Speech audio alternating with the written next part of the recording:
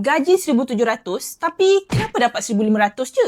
Okey, jom belajar sama-sama cara kira gaji bersih. Gaji bersih ni jumlah akhir masuk dalam akaun bank kita masa hari gaji. Dan jumlah ni dah settle tolak KWSP, Perkeso, EIS dan banyak lagi. Okey, contoh kalau gaji anda RM1,700, akan ada penolakan wajib KWSP 11% iaitu RM187, Perkeso 0.5% iaitu RM8.25 dan EIS 0.2% RM3.30. So, total gaji anda kena tolak adalah RM198.55. Untuk kira gaji bersih, gaji basic RM1,700 tolak dengan jumlah penolakan gaji RM198.55. Jadi, anggaran akhir gaji bersih yang anda dapat adalah RM1,501.45. Nilai penolakan gaji mungkin berbeza ikut pada polisi syarikat masing-masing. Boleh rujuk slip gaji sendiri atau tanya HR anda untuk lebih faham. Tapi kalau nak lagi senang, guna je kalkulator kira gaji online. Yang kerja swasta boleh guna kiragaji.my. Ada banyak lagi kalkulator lain macam kira KWSP, OT,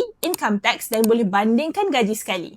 Yang kerja kerajaan boleh guna kalkulator gaji SSPA dekat sspa.jpa.gov.my. Share video ni dekat adik-adik fresh grad yang baru kerja, okey? Isandra dah explain, jangan lupa follow.